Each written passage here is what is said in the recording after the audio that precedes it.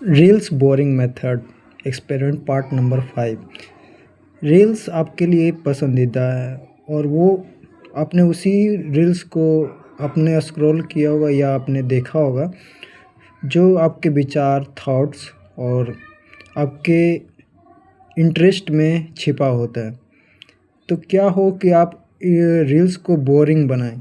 Boring बनाने का मकसद यह है कि आप उससे पंगु हो जाते हैं, जो कि आपको एक तरह का उदास या थोड़ा बहुत जो लेजीनेस आ जाता है। आप अगर उस चीज़ को लगातार आप कंज्यूम करते जाएंगे तो आपके भीतर ये सारे चीज़ें देखी जा सकती है, जिसमें लेजीनेस और पंगुपन या कहें कि उसका थोड़ा बहुत लत लग जाना।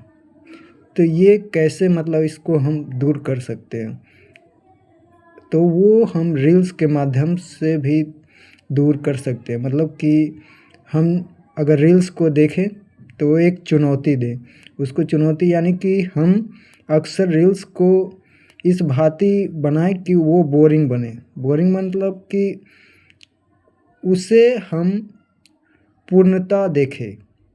जब हम अधूरा देखते तभी वो उसमें हम कुछ ना कुछ छोड़ देते हैं। रील्स में अक्सर हम कुछ ना कुछ छोड़ देते हैं, इस कारण हम उससे उदास नहीं, या यूँ कहें कि हमारा उसमें इंटरेस्ट ख़त्म नहीं होता है।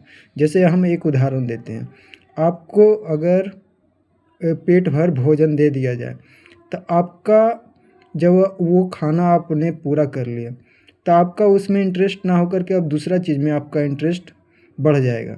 भोजन में आपका इंटरेस्ट घट जाएगा और अनदर जो चीज़ है आपका उस पर ज़्यादा फोकस हो जाएगा। जैसे कि आप अब खेल कूद में आप जाएंगे या आप मोबाइल चलाना शुरू कर देंगे।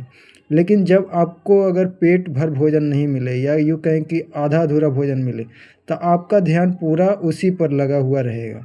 तो यह एक रील्स बोरिंग मेथड का प्रयोग हो सकता है कि जब आप रील्स को पूर्णतः अपने ढंग से देखेंगे। कि इसका ढंग है वो है कि आपका जो अवेयरनेस है पूर्णतः शुद्धता हो।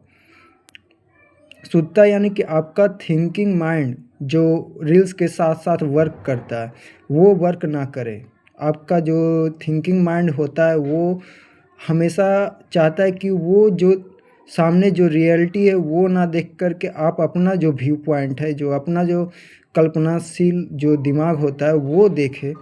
इसके कारण वो अधूरापन हो जाता है। इसके कारण जो रील्स है आप उससे आज़ाद नहीं हो पाते हैं। धन्यवाद।